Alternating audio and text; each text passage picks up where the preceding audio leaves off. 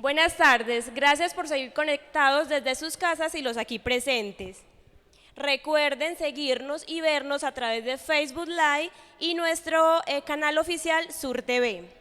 El día de hoy, como continuación de nuestra programación, tenemos el conversatorio El año de Manuel Zapata Olivella, a cargo del señor Marcos Vega, investigador y docente universitario, doctor en educación de la Universidad Benito Juárez de México, coordinador de la maestría en comunicación de la Universidad Católica Luis Amigó, y nuestro moderador Daniel Bedoya Londoño, comunicador y periodista, especialista en gerencia de la comunicación, apasionado por la fotografía, temas corporativos, periodismo de investigación, columnista de varios portales y redactor de contenidos. Bienvenidos. Muchas gracias a Paola, a Marcos por estar aquí acompañándonos en este Festival del Libro y la Cultura Itagüí 2020, primera versión. A las personas que están acá en el auditorio Diego Echavarría Misas, muchas gracias por quedarse, a los que nos siguen a través de Facebook Live, por nuestra fanpage, y los que nos siguen por el canal Sur TV, que es el canal oficial de este festival. Le doy la bienvenida a Marcos. Marcos fue mi profesor en el pregrado de Comunicación Social, lo vi temprano en el primero o segundo semestre, con una materia que a los universitarios cuando nos la mientan es como que nos mentaran el diablo, Marcos. Chango del gran putas. Chango el gran putas y después por allá a final de semestre se volvería el fusilamiento del diablo. Claro, claro, en el trabajo de grado. La materia que nos daba Marcos era técnicas de investigación. Técnicas de investigación, que en esta universidad ocupa lo que se llama en otras universidades metodología No, de pero la teníamos las dos. Sí, claro, técnicas 1 y técnicas 2. Pues lo que ocurre con la universidad colombiana es que en esos niveles se da investigación formativa.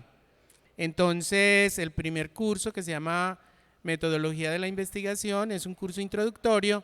Ya en las técnicas se empieza a ver lo que son las investigaciones cualitativas, cuantitativas, las investigaciones mixtas, camino hacia que ustedes organicen su trabajo de grado.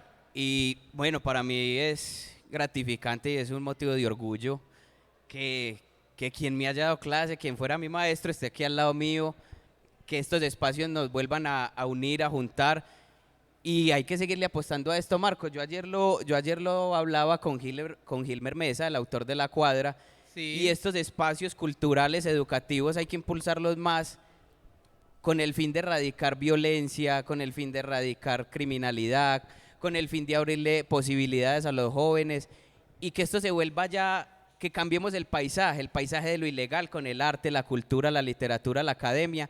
Y es muy gratificante que este primer festival se haya dado en Itagüí, 3 días cargados de mucha programación, 3 días cargados de muchos invitados. Ayer estuvo Jesús Abad Colorado, estuvo aquí Noticias, en la inauguración estuvo Ana Piedad Jaramillo, directora de Fiesta del Libro Medellín. Entonces es muy gratificante ver todo el respaldo y todo el apoyo que ha tenido este festival, y que esperamos seguir haciéndolo y contando con el apoyo de tantas entidades que se nos han unido.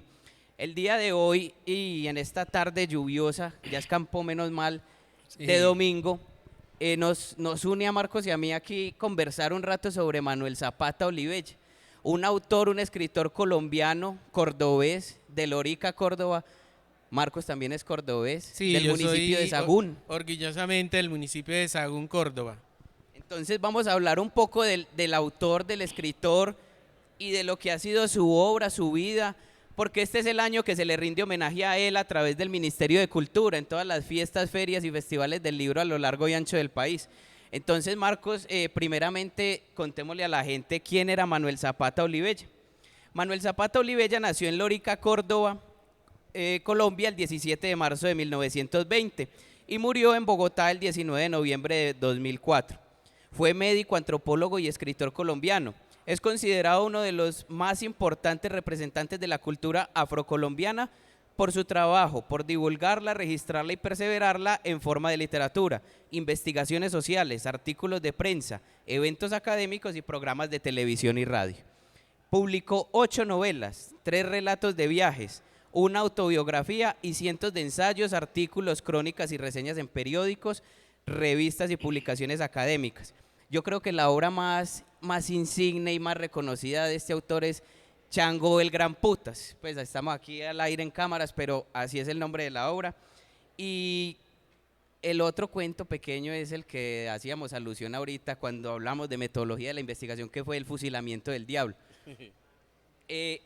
Marcos, la primera inquietud y la primera pregunta es por qué si es uno de los autores más reconocidos de la literatura colombiana y afrocolombiana, ¿por qué en nuestro país no le damos el sitio y el lugar que se merece al autor y a sus obras? Y precisamente en otros países sí se de esto, porque por ejemplo en Estados Unidos este autor y esta obra es una de las más buscadas para hacer investigaciones y estudios.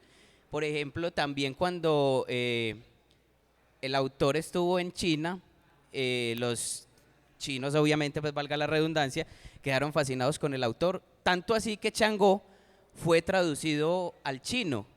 Entonces, imagínate, Marcos, traducir Chango al chino, ¿cómo fue eso y por qué los colombianos no le damos el valor que se merece a lo nuestro? Bueno, ahí hay dos aspectos importantes que yo creo que debemos analizar desde el punto de vista de lo que es eso que Gabriel García Márquez llamó nuestra voraz decisión de superación, pero también que nos entretienen con toda una serie de elementos bastante complicados. Entonces, lo primero es, ¿por qué nosotros los colombianos ignoramos, si se puede, el término, nuestra propia producción cultural, intelectual, literaria? Eso viene precisamente de un proceso que une el uno con el otro. El primer proceso es un proceso de divulgación, un proceso en el cual nuestras academias, nuestros circuitos de consumo, llamémoslo así, debieran estar comprometidos con todo ese proceso. Evoco a Humberto Eco cuando decía sobre la legión de los cibernautas y de quienes se conectan. Entonces, nosotros somos una cultura, lo voy a decir aquí de una manera muy respetuosa, somos una cultura endeble en el sentido de que a nosotros no nos han enseñado a querer lo nuestro. Yo en mis cátedras le digo a los estudiantes, si usted no conoce su entorno, si no conoce su territorio, si no conoce su identidad, usted no lo va a defender. Cuando lo conozca, usted empieza a defenderlo. Y cuando usted lo empieza a defender, se vuelve problemático para el sistema. Y ahí es donde empiezan todas las complejidades. Entonces, lo que nosotros tenemos que hacer es, desde la familia, el Estado, la academia y la llamada ciudadanía civil, empezar a entender quiénes somos. Pero eso no puede ser un trabajo aislado, tiene que ser un trabajo mancomunado de eso, ¿cierto? El otro asunto que viene con ese es digamos, la historia, que ya lo decíamos al principio o en el otro conversatorio, la historia de ninguneo que ha tenido nuestra cultura. La cultura de nosotros, la cultura colombiana, sus escritores, sus pintores, sus expresiones musicales. En lo cultural. En lo cultural, nosotros hemos sido ninguneados, blanqueados. Por debajeados totalmente. Exactamente, por unas preferencias, llamémoslo así, elitista, en el cual les interesa más un asunto que otro. Entonces, por ejemplo, nuestros canales tradicionales, que no vamos a mencionar aquí para no ganarnos problemas, están muy interesados en la divulgación de otros asuntos y no en, por ejemplo, debiera de existir, así como existen todos los días, unas píldoras publicitarias sobre lo que a ellos les interesa. Debiéramos de decirle a la comunidad que el año 2020, con todo lo que le podamos reprochar, es el año es el año de Zapata Olivella, eso no lo sabemos. No está en nuestros circuitos informativos, no hay unos especiales de televisión, no hay unos especiales de radio, no hay una, digamos, eso que llaman viralidad en las redes sociales para entender que estamos ante uno de los escritores más prolijos y más importantes. No, y Marcos, inclusive esa es una gran problemática porque conseguí pues un libro de Manuel Zapata. Es dificilísimo. Claro, es que no está dentro del circuito de consumo. Y como no está dentro del circuito de consumo, No es comercial. No es comercial. Y no es comercial por una sencilla razón. Manuel tiene unas características, vamos a decirlo aquí, muy complicadas. No para él.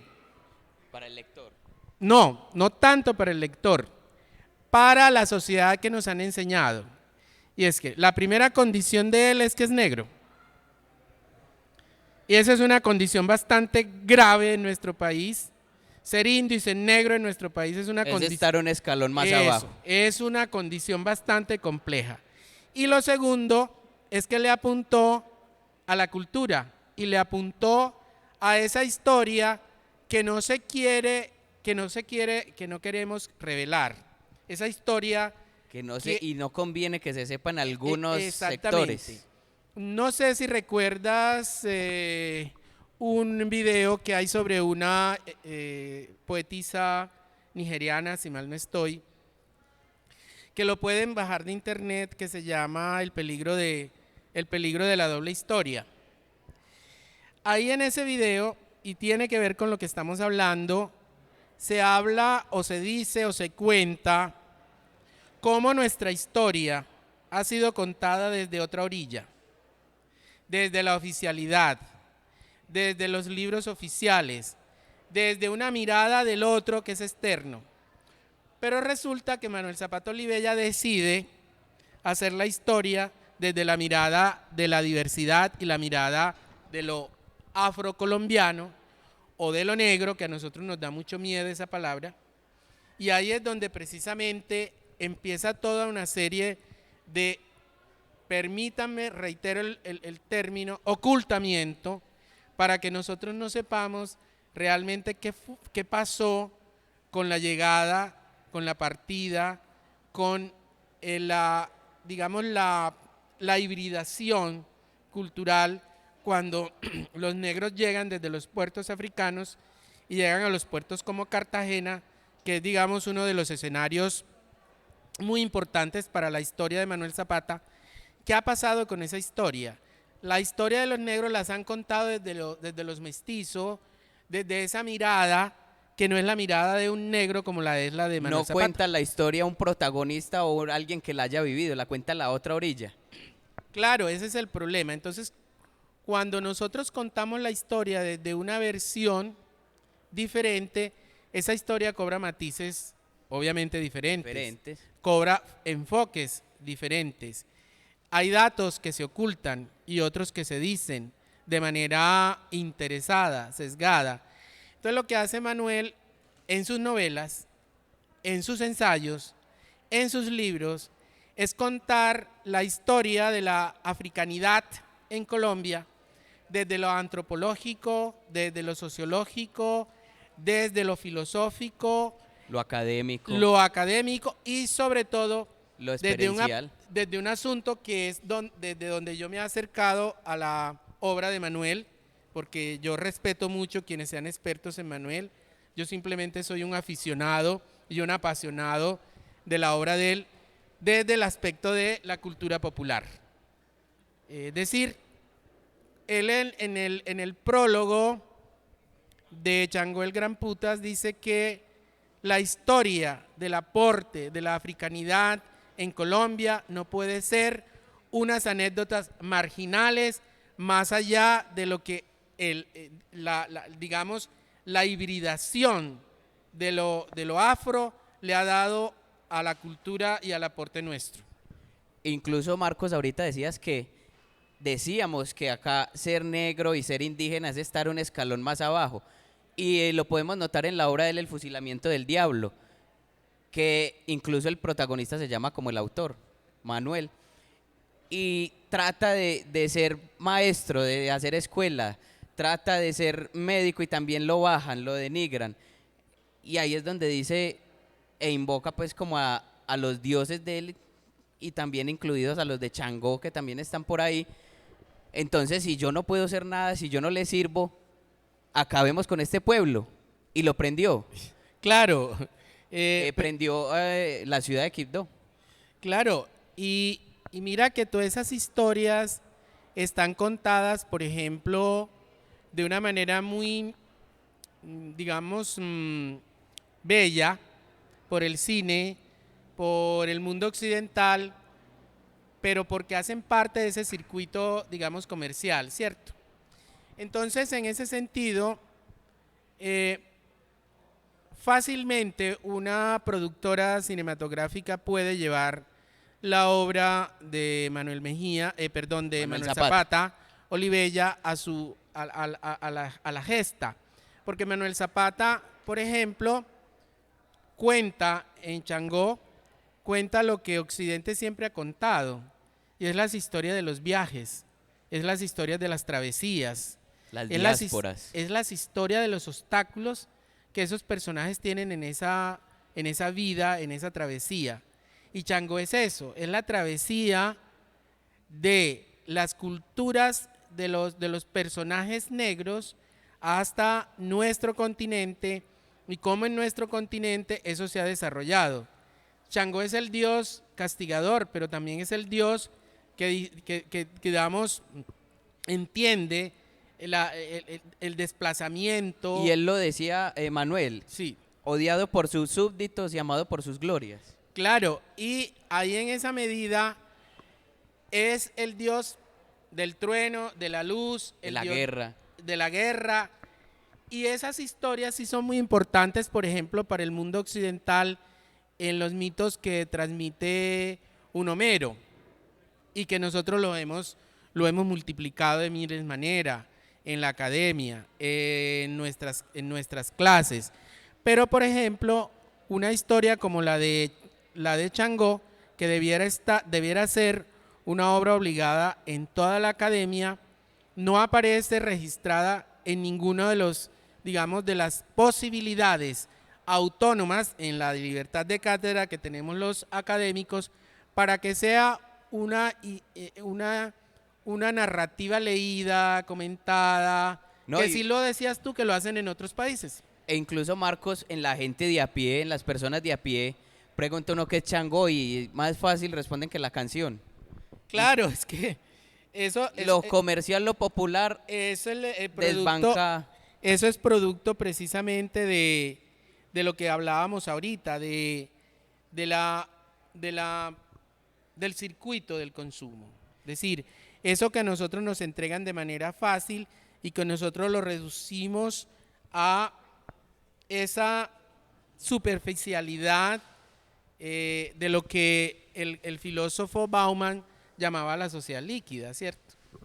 Esa liquidez del mundo que no nos interesa lo compacto, no nos interesa lo profundo, no nos interesa lo duro, sino esa sociedad líquida que incluso hasta él habló de esas expresiones afectivas que también se vuelven líquidas. Entonces, desde ese punto de vista, la obra de Zapata aparece como una obra muy profunda, una obra muy compacta que no alcanzamos a dimensionar y que no sé si en el futuro la alcanzaremos a dimensionar, pero que ahí está toda esa colombianidad, está todo ese mestizaje, está toda esa trietnia que nosotros no hemos sabido valorar, porque una de las cosas que caracterizan a los colombianos es que algunos nos creemos de clase superior a otros, ¿cierto? Y por eso tenemos una película que se llama Usted no sabe quién soy yo. Sí, muy común a diario. Pero en esencia nosotros somos mestizaje. Y no podemos negar, absolutamente podemos negar el aporte que hacen los negros o los afros, como lo llaman ahora, cuando llegan a nuestro continente, desde el punto de vista histórico, antropológico y especialmente desde el punto de vista cultural. Marcos, siguiendo con este tema, decíamos ahorita que ser negro indígena era casi que pecado, era ser lo peor. ¿Cómo Manuel Zapata, siendo afrocolombiano, logró ser médico, antropólogo y escritor colombiano? ¿Cómo logró traspasar estas barreras, estos impedimentos y lograr hasta la cúspide de la literatura colombiana y universal? Porque sus obras han trascendido fronteras. Bueno, primero porque según las lecturas que hemos hecho de su vida y de su obra, Manuel nace en un hogar donde la libertad era el principal elemento y que desde niño se le inculcó una vida de loriqueros, ¿cierto? En Lorica, donde precisamente había existe una gran mezcla. Eso te iba a decir, es que inclusive las falencias en muchos pueblos de la costa caribe de nuestro país no han dejado de existir, siguen ahí latentes y presentes. Claro, y Lorica y los pueblos de Córdoba tienen un ingrediente que precisamente un paisano de Manuel pone de presente en sus obras, que es David Sánchez Juliao, cuando escribe una obra que se llama Los Lavalles, cuando los Lavalles eran los Lavalles, ¿cierto? Y ahí lo que hacen es poner precisamente lo que Manuel Zapata pone en algunas de sus obras, lo que en la costa llamamos los turcos, que llegaron precisamente de una... Los turcos, que llegaron de libaneses, ¿cierto? Migrantes, como decíamos ahorita. Y ellos llegaron como comerciantes de mercancías, de baratijas, pero especialmente comerciantes de telas. E incluso todavía se ve mucho. Claro, ¿no? Y si usted mira el árbol familiar de algunos cordobeses, son apellidos muy libaneses. Los Abdala, por ejemplo. No, y en Barranquilla, toda la costa caribe prácticamente son muy comunes estos apellidos. Claro, exactamente. Los Nader. Entonces, Manuel se topa con todo este tipo de mezclas, pero en su casa, desde su hogar, empieza una gesta, una resistencia hacia la libertad. Y yo diría que preferiblemente, dada la profesión de sus dos padres, tuvieron la oportunidad de que él fuera a Bogotá y estudiara ante las grandes élites, en las universidades donde precisamente estaba todo el mestizaje y la crudeza de esa cultura, digo crudeza en el sentido de no reconocernos como diversos y no reconocernos como negros e indígenas, y como mestizos que somos. Incluso él le hace una crítica a 100 años de soledad, leyendo la introducción que hacen de Changó el Gran Putas, o de una de las obras, porque ahí en 100 años de soledad, que es la historia del mestizaje y de nuestra política, él dice que no hay ningún negro allí, ¿cierto? O hay un solo negro. Entonces, desde que él mira en Lorica ese escenario donde las expresiones de la negritud, las actividades de la negritud, incluso el negro es considerado como el diablo. Eso, las voces de la negritud no tenían oportunidad. Él lo dice en su obra Tierra Mojada. Él dice, eso es un compromiso que yo tengo con mi pueblo. Y Tierra Mojada es precisamente esa expresión del despojo de la tierra del mestizo, del campesino, y que precisamente hace parte de esa reivindicación libertaria de la voz de Manuel. Sí. En ese sentido, entonces yo creo que tuvo la fortuna de contar con los recursos, con el dinero, digámoslo así. Y con el respaldo. Y con el respaldo de una familia, y obviamente con algo que hay que decirlo, el carisma de Manuel para ganarse la confianza de la gente, para comprender ese mundo diverso, porque lo decían en uno de los prólogos de Changó, él no habla del desprecio y el término lo pongo yo, no lo pone él. Él no habla del desprecio de las otras, entre comillas, raza. Habla de la necesidad de entendernos como pueblo diverso, de la necesidad de integrarnos como mestizos, como negros, como indígenas, como extranjeros, como colonizadores, para comprender que Colombia y América Latina en general es un laboratorio cultural en donde convergen esas diversas expresiones y que en vez de, digamos, de diversificarnos en unas luchas a veces estúpidas de división, lo que debemos hacer es integrar esfuerzos para entendernos como unidad y como pueblo. Hablabas ahorita, Marcos, de colonización. Y Manuel en sus obras hace mucha alusión a desplazamientos, a diásporas, a todo esto. Y hay un caso particular, y es que la colonización antioqueña, por ser Córdoba un municipio contiguo al nuestro, y a vos como cordobés, Marcos, ¿cuál fue la influencia o qué influyó de la colonización antioqueña a que el campesino cordobés, a que el negro cordobés se tornara violento? Porque es que el campesino y el habitante cordobés era tranquilo. ¿En qué influyó la colonización antioqueña para cambiar estas actitudes del negro y del campesino cordobés? Eso es una pregunta bastante difícil.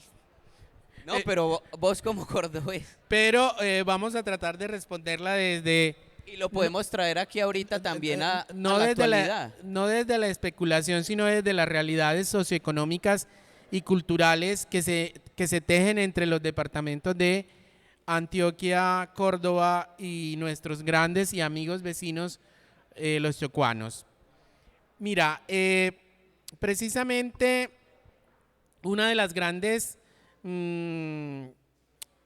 estigmatizaciones que tenemos con nuestros campesinos, con nuestros negros y con nuestros indígenas, es que frente a eso que nosotros llamamos la viveza, El avispado, el vivo, el que avispado, va más adelante. Los campesinos, los negros, los indígenas son dejados. Esa fue la expresión que utilizaron. Dejados, perezosos. Exactamente, esa fue la expresión que se utilizó durante mucho tiempo. Mira, cuando los españoles llegaron, y de eso viene desde ahí, cuando los españoles llegaron a las tierras, a las tierras de la costa, que eran un gran terreno todo, no estaba dividido tanto en departamentos. No, y Marcos, la tierra del Sinú, pues toda esta zona del Sinú es la más fértil y la mejor prácticamente del mundo. Uno allá crece de todo, para de todo. Claro. Y es muy apetecida, incluso hasta hace poquito con el fenómeno paramilitar, incluso allá fue que se dieron muchos despojos y el algodón en otros temas, el algodón cordobés fue el predilecto en los Estados Unidos. Claro, en Cereté le decían la tierra del oro blanco porque era gran productora, porque eso se ha perdido en gran medida, productora de algodón y de un algodón muy, muy fino precisamente por esa fertilidad, salinidad de la tierra. Hago un paréntesis antes de responder al asunto de las negritudes. No sé, tú puedes ir a un mercado de acá y compras una yuca, ¿no? Sí, la yuca normal. Que sudamos, que hacemos en el sancochito.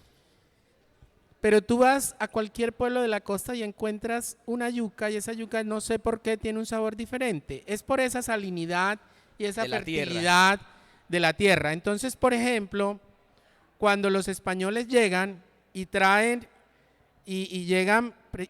precisamente todo este equipaje, todo este viaje de esclavitud que venían para salvar el continente, entre comillas, y someten a nuestros negros a la esclavitud, porque eso hay que decirlo así, y lo narra Manuel en sus diferentes ensayos y sus diferentes novelas. No, y ahí es, por ejemplo, que se da la mezcla que vos decías ahorita. Cuando llegan todas estas negritudes, producto de las diásporas, se producen las mezclas de negros e indígenas, negro español, indígena Sí, español. los ambos que aparecen desaparecidos, me perdonan la contradicción, aparecen desaparecidos de nuestra historia. Son Es decir, calificados como no hay historias de zambos, ¿cierto? Entonces en ese momento es que se dan todas estas combinaciones de razas.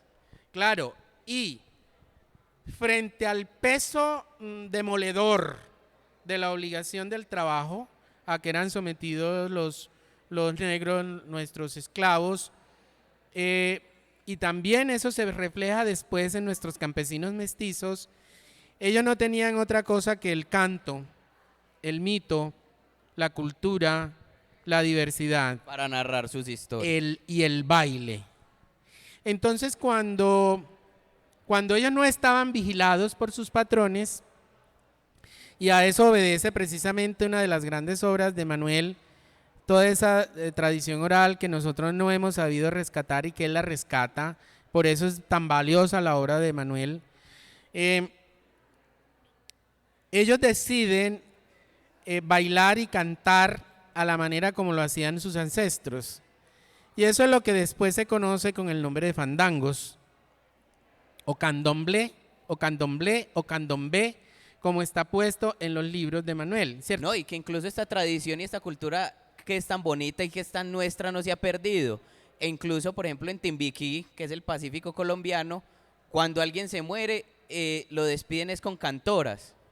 Claro, en ese sentido, Manuel rescata y por eso Changó tiene unas versiones en prosa y otras versiones en verso, porque va mezclando precisamente toda esa recolección de versificación de tradición oral, porque, como lo decíamos, sus obras no aparecen de la nada, son un proceso riguroso de investigación, son un proceso juicioso, y ahí creo yo que como en el tiempo que le tocó, no había otra manera de narrar la historia de nuestros negros, sino de manera literaria, de manera metafórica. Entonces lo hace de esa manera en sus obras. Por eso sus obras son un tanto poema, un tanto gesta, un tanto diáspora, como usted lo decía, pero también es la historia de esa filosofía nuestra, de ese pensamiento colombiano que nos hemos negado a diversificar, y que todos, y con la llegada de la globalización eso se agrava más. Entonces cuando llegan, por ejemplo, los gobernantes españoles, que pues además eran una serie de personajes, dice la historia, yo no sé, me perdonan quienes sean historiadores y no me vayan a condenar, pero no eran lo mejor, ¿no? Era lo que había. No, y venían algunos condenados, otros, pero entonces nosotros cuando adoptamos los apellidos españoles, nos creíamos de sangre azul. Eso está narrado en una canción muy linda de David Sánchez Juliao que se llama El Indio Sinuano, y él cuenta ahí de cuáles son los apellidos indígenas que se pasaron a los apellidos españoles. Entonces los negros, nuestros esclavos, empezaron a cantar y a bailar dentro de sus mitos, dentro de sus ancestros, y eso lo trae Manuel en sus novelas, de toda la tradición, por ejemplo, de Tomás Carrasquilla, y también de todo lo que presenta Jorge Isaac como la negritud en la novela La María, donde hay una gran discusión, por ejemplo, con una expresión tan nuestra, tan mestiza y que tiene un elemento tan negro como el bambuco, pero que en Bogotá intentaron negarle el aporte negro al bambuco, ¿cierto? Hasta que hubo una serie de investigaciones que demostraron que sí habían aportado. Desde el Cauca hasta el Pacífico, cómo los negros tocaban bambuco, porque se atrevieron a decir que un bambuco no podría tener aporte negro porque un negro no sabía tocar guitarra. Entonces, Manuel es hijo de todo ese ninguneo, Y cuando empiezan a llegar con toda la santería occidental, no la de los negros, no la de los yoruba, no la de Yameyá, sino esta santería occidental que tiene que ver con la iglesia, occidente y todo esto, y encuentran a los negros bailando fandango desnudos. Te estoy hablando de 1500. No, pues me imagino la reacción. Entonces lo primero que hicieron fue condenar esos bailes por diabólicos, excomulgar a quienes se atrevieran a hacerlo, y a partir de ahí empieza toda una historia de ninguneo, que es con la que, y de blanquear nuestra cultura. Digo blanquear porque ninguno de nosotros somos blancos, así la piel de nosotros sea blanca, somos el producto de ese mestizaje. Empezamos a blanquear, y claro, Manuel se da cuenta de eso y él entiende que si estudió en una universidad, si estudió antropología, si estudió filosofía, si fue médico, no solamente dentro de sus disciplinas académicas debía responderle a la sociedad, sino también desde entender su condición de ser humano y entender la condición del ser humano, del colombiano, aquel que no aparece en las estridencias de los medios, aquel que no aparece en el circuito comercial. Mira, uno a veces le da mucha risa porque en los premios estos musicales aparecen una serie de personajes muy importantes, unos artistas muy modernos, yo los respeto mucho, pero una persona como Seferina Banqués, por ejemplo, que, bueno, empieza el camino del circuito del comercio, no aparece en esos premios. Una persona como Etelvina Maldonado, que le dio tanto al folclore y a la cultura negra desde el bullerengue, no aparece en esos premios. Se nos acaba de ir una de las grandes constructoras de la danza mestiza en Córdoba, y Margarita Cantero, creadora de las danzas de Carrillo, un corregimiento del municipio de San Pelayo que recorrió al mundo, y lo recorrió precisamente para entender que en Colombia, y eso lo reitera Manuel, el aporte afro, con sus tambores, con esa bulla que le dice la élite, la bulla, el escándalo, esa algarabía de los negros, es importante en la historia colombiana y la tenemos que rescatar. Entonces, yo pienso que ahí esa importancia de Manuel la tenemos que rescatar. Ya se nos va a acabar el 2020, pero tendremos que seguir analizando la obra de Manuel Zapata Olivella, tendremos que entender los aportes que desde esa transculturación que él llama, de lo negro, lo afro, lo blanco, lo europeo, hace posible que nosotros seamos un pueblo diferente. Nosotros no hemos podido entender eso. En sus obras, Manuel nos dijo muchas veces, hay que entender quiénes somos los colombianos, y precisamente toda la obra literaria e histórica que está comprometida con el mundo nos quiere hacer entender que nosotros somos un pueblo que no le tiene nada que envidiar a otro pueblo. Sin embargo, ahí estamos, ignorando nuestros ancestros, ignorando el aporte cultural que hacemos, ignorando nuestras músicas, ignorando nuestra literatura. Ignorando lo que somos. En esencia, ignorando lo que somos. Entonces, por ejemplo, este tipo de expresiones como el bullerengue, que precisamente... No, pero Marcos, ahí te hago un paréntesis, y es que pasa algo muy gracioso, porque todas estas élites que desprecian a la bulla, al escándalo, la algarabía, cuando tienen oportunidad de alguna fiesta, lo primero que llevan es una chirimía.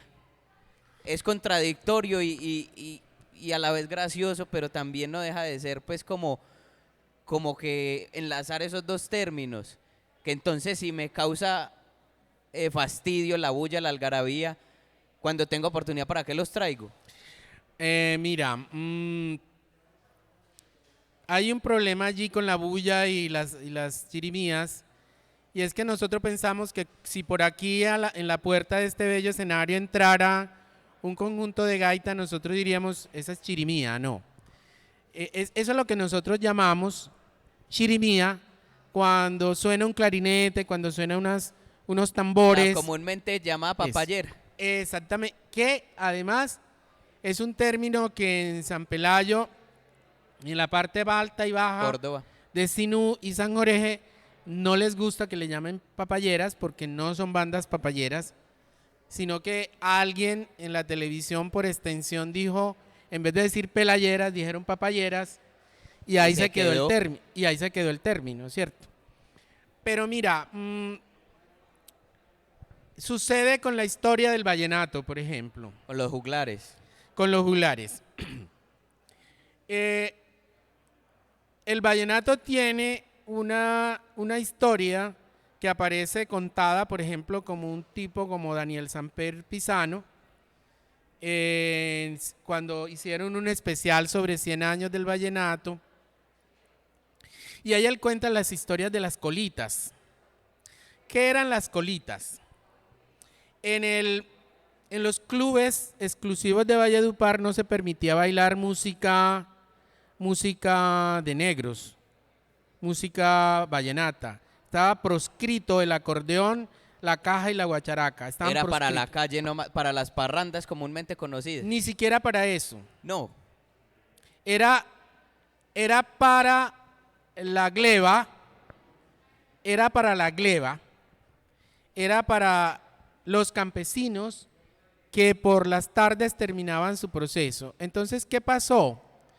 Que cuando ellos llegaban a sus clubes privados, ¿cierto?, a bailar foxtrots, a bailar el vals. Y lo traído de otras partes. Exactamente, porque eso era lo permitido en los clubes. Luego iban ya bastante chapetos, como decimos, muy contentos. Peados. Eso, a sus fincas y a sus hatos ganaderos, a sus latifundios, y como estaban con ganas de fiestar y que la sangre y de seguirla y la sangre mestiza les bullía, entonces venga el acordeón, venga la caja, venga la guacharaca, y se encerraban en las cocinas a parrandear con los campesinos y los negros. Ahora sí saquen todo. Y claro, y las nuevas generaciones empezaron a ver eso, y ellos fueron quienes empezaron a entender la dimensión de la música vallenata, porque tampoco nosotros la hemos entendido, como tampoco hemos entendido la dimensión de la cultura Kogi, que es, de acuerdo con las discusiones antropológicas, las dueñas absolutas de la creación de las gaitas cabeza de cera y de los pitos que acompañan precisamente los tambores y los instrumentos indígenas. Entonces, reitero, toda esa historia en la cual el aporte afro, el aporte de los negros fue tan importante, Colombia no la ha sabido valorar, y precisamente en la obra de Manuel Zapata Olivella está el derecho a ser como somos, el derecho a ser negro, el derecho a cantar, el derecho a bailar, el derecho a ser de nuestro cuerpo un templo de la danza y un templo del hedonismo, que eso es lo que no hemos entendido. Marcos, la última duda, inquietud ya para terminar, y es que en la obra de Manuel se habla mucho de desplazamiento, de migración, de diáspora, y trayendo esto a colación a la actualidad, no se ha erradicado ni se ha dejado esa práctica. ¿Qué nos ha faltado como sociedad para combatir esto y para terminarlo? Yo siempre lo he dicho en mis cátedras, a Colombia de Latinoamérica, y me van a perdonar lo que les voy a decir y así me condenen, es uno de los países más atrasados en cultura política. Por eso nos pasa. Exactamente. Entonces nosotros no tenemos una cosa que se llama, o bueno, una cosa no, porque la cosa en filosofía es otro asunto, o por lo menos un estado de conciencia política. Cuando nosotros tengamos un estado de conciencia política Y de decisión. claro, Y de elección. y por ahí derecho tendremos criterio de selección, más allá del que me da el puestico, más allá del Los que 50, el del que tamal, la ayuda, teja. más allá del que vote por este, cuando nosotros seamos capaces de tener una conciencia política, entonces vamos a entender cuál es el proceso real. Por eso otros pueblos u otras naciones latinoamericanas lo han podido hacer, equivocados, atropellados, pero por lo menos se han atrevido a un cambio. Nosotros no. Nosotros somos, lo decimos con el pecho henchido, la democracia más antigua, más añeja de América Latina. A ver, ¿dónde está esa democracia? ¿De qué nos ha servido ese reconocimiento y ese récord, pues? Y además, fíjate, las otras naciones, especialmente las del sur, han tenido o han arrastrado una historia muy pesada de dictadores. Nosotros no lo hemos tenido, porque ni siquiera Rojas Pinilla fue un dictador. No, incluso, por ejemplo, Chile lo vimos hace poco que tumbó la carta de No, Pinochet. y todo lo que está pasando en el Perú y lo que En pasa el Perú. lo que pasa en Ecuador. Nosotros no hemos tenido necesidad de intervención extranjera para imponernos un dictador porque somos arrodillados por naturaleza. Entonces, nos regalamos nuestros recursos naturales, regalamos nuestra identidad a costa de el status quo, de la De tranquilidad, estar entre comillas. sí. Marcos, bueno, nos dicen pues muchos que por qué no usamos tapabocas, que el distanciamiento, que a pesar de que sea presencial, pues nosotros y todos los invitados antes de sentarnos acá y de estar en la tarima, pasamos por un proceso de desinfección, nos echan alcoholcito, desinfectan las sillas, desinfectan los micrófonos y también tenemos pues una buena distancia entre nosotros, lo que hace pues que sea como un ambiente más seguro entre comillas. Entonces, Sí, claro, es que en la televisión puede que la distancia no se vea y además estamos mucho más a 2 metros del público. entonces Mucho más. hay garantías para que esta feria sea presencial y bueno, hablando del público, acá para entrar al auditorio de Diego Echavarría Misas, los asistentes tienen que tener el tapabocas obligatoriamente en su estadía. Por allí ya veo una cara. Entonces están las condiciones dadas para que el festival se haga presencial y también se lleve a todos los hogares y a través del Facebook Live. Y agradecemos también a los muchachos de Sur TV por hacer posible esta transmisión. Marcos, para terminar, estamos en el Festival del Libro y la Cultura de Itagüí. Una recomendación de 3 libros que vos digas, se los tienen que leer sí o sí. ¿De Manuel o No, cualquiera. en general? Ahorita, aparte de los 3, ponemos uno de Manuel. Bueno, el de Manuel, pues Changó el Gran Chango, Puz. que es la obra Es insignia. la obra cumbre y la obra épica de las negritudes en Colombia y que todo colombiano debiera leerla. Yo creo que dentro de nuestras recomendaciones, y pues obviamente tiene que ver mucho con nuestra disciplina, yo creo que hay que leer, por ejemplo, Dulce Compañía de Laura Restrepo.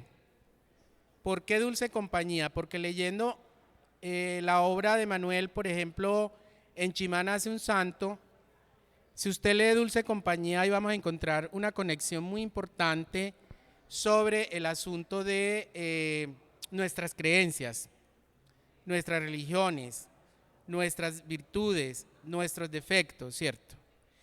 Y recomendaríamos leer obras que tengan que ver con nuestra historia y nuestra literatura. A pesar de ser muy llevado y muy traído, El Otoño del Patriarca es una obra que debiera leerse cada colombiano para entender quiénes somos desde el punto de vista político, ¿cierto? Y a uno lo ponen muy en calzas prietas cuando le dicen recomiende obras, ¿cierto? No, y tan poquitas, 3 nomás. Y 3 nomás. Entonces, por ejemplo, toda la obra de Borges los cuentos de Borges, porque Borges no escribió novelas, son importantes para entendernos como latinoamericanos. Y si vamos a seguir en la tarea de entender el mundo de las negritudes, yo aconsejo que lean El reino de este mundo de Alejandro Carpentier, el cubano que fue amigo personal de Manuel, y que en El reino de este mundo también le sirve a Manuel como inspiración para escribir, según lo que hemos entendido, Chango del Gran Putas. Bueno, ahora que hablamos de amigos de Manuel, voy a contar una anécdota, pues acá, ya que nos quedan 2 minuticos, de Manuel, que incluso Manuel fue que catapultó o le dio inicio a la carrera de Gabo, de Gabriel García Márquez.